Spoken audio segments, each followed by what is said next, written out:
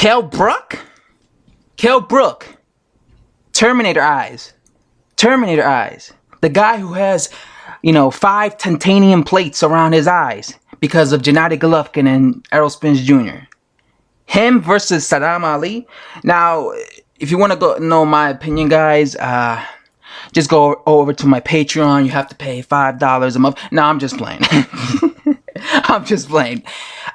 How do I think this fight's going to play out? I actually think this is a good fight. I think this is a good fight. I wouldn't be mad if I hear Kell Brook versus Sadam Ali, especially for Sadam Ali's first title defense of his WBO light middleweight championship. I think this is a good fight. First of all, it'll be a good name to have on his resume. Can you imagine having Miguel Cotto and Kell Brook in your resume? That's a great resume right there. That's a good resume. So, I think stylistically it's interesting because both of these guys are like boxers. Sadam Ali is a boxer. I mean, he could be aggressive. He has punching power, but he tends to box. You see him, he fights off the back foot. You could tell he's like a counterpuncher. But if you look at Kell Brook is also a type of boxer, but I think it's a little different. Kell Brook is more of a sharpshooter. Like when you look at Kell Brook, he throws a lot of 1-2s down the pipe. Chocolate brownies, 1-2, 1-2. He's like a sharpshooter. And he doesn't really have the best body movement, but he's really like a sharpshooter. Papa, move. Papa, move. Sadam Ali is more of a counterpuncher slickster. Like he'll move around and he'll try to counterpunch you. Both of these guys have punching power. The thing is, though, I think out of the two of those guys, I think Kell Brook will have more damage because, Kell Brook has been in 2 brutal fights in his last 2 fights. He was in a tough fight where he took a lot of damage against Golovkin. He was in a tough fight where he took a lot of damage against Errol Spence Jr. He has 2 damaged eye sockets. But at the same token, if he fights Sadam Ali, he'll be fighting him at 154. A lot of people were saying that Kell Brook kept draining himself, right, to try to discredit Errol Spence Jr. Oh, Kell Brook was just drained. So maybe it's going to make him feel healthier that he's at 154. But then again, he still has these fragile eye sockets. I know people say, well, now he has these titanium plates all up in his eyes, so it's not going to break. But no matter who fights him, they're going to target his eyes. I could guarantee you Sadam Ali will be targeting. Sadam Ali has pretty cool right hands. Sadam Ali will catch Kell Brook. I think it's hard to tell who's more skillful. I think Kell Brook and Sadam Ali are... I guess I would favor Kell Brook. I think he might be slightly more skillful. But I don't think it's by much.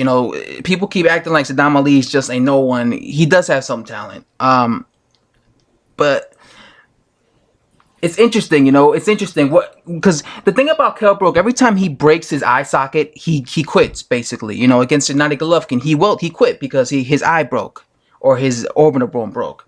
When he fought, what's his name? Errol Spence Jr. He quit, right? He went on his knees. So Kell Brook is one of those guys. The minute his eye ruptures, he basically quits. He doesn't go the full fight. So maybe Sadam Ali and his team will be focusing on his eye. Let's box him, but also throw those right hands right down his eye, right down the pocket, right to his eye, and break his hands. But yeah, I think this will be a good fight for both of them. If Sadam Ali beats Kell Brook, people will discredit Sadam Ali because they'll be like, oh, he's coming off 2 losses and they don't want to give him credit. But that'll be a good victory for him. And in the same token, it'll be a good victory for Kell Brook because Kell Brook, if he beats Sadam Ali, now he's a champion again. He's a WBO middleweight champion of the world again. But one thing I will say for sure, I don't think these guys can compete with the elites at 154. For example, Jamal Charlo, I think he could beat Sadam Ali. I think Jarrett Hurd could beat Sadam Ali. Same thing goes for Kell Brook. Kell Brook, both of these guys were big welterweights. They're both 5'9", right? But they're small, light middleweights. Guys like Jarrett Hurd are 6'1". Jamal Charlo's like 6'3", he's huge. So these guys are much bigger. So even if Kell Brook were to win, I wouldn't pick him to win against the Charlo brothers. Hell no. I would have, if Demetrius Andrade was still fighting at 154, I would have picked him to beat him. But yeah, this is cool. I guess in a sense, both Sadam Ali and Kell Brook are 2 welterweights that moved up to 154. But it's interesting. Again, I don't know if this fight could happen because Sadam Ali could just vacate the belt and move back to 154. Maybe he doesn't feel comfortable fighting at 150. I won, 54. But he looked strong there. But again, it was against Cotto. Cotto. It wasn't like Cotto was a young prime guy. I want to see Sadam Ali in there against a young guy to see how his power holds up. Cotto was past his prime, and he was hurting him a lot. And yes, he looked powerful against Cotto, but again, Cotto was past his prime. And we have to remember, Cotto himself was a little guy. Cotto turned pro at 140. So it wasn't like he was a natural 154-pounder himself either. So, yeah, I want to see Sadam Ali in there against like a young guy. Maybe that guy that, just to see where he's at. Maybe that guy that fought, what's his name? Sadam Ali. No. That Austin. I keep thinking about Austin. That Jarrett Hurd fought when he won the belt, when he won his strap. I forgot that guy's name. The guy who was beating him. Maybe Sadam Ali could even fight Erickson Lubin. That would be a good fight. That's an interesting fight. Yeah, there's a lot of options for Sadam Ali. He basically made his career, though, because had he lost to Cotto, Sadam Ali, would have disappeared. No one would have ever talked about him again, so I'm happy for Sadam Ali.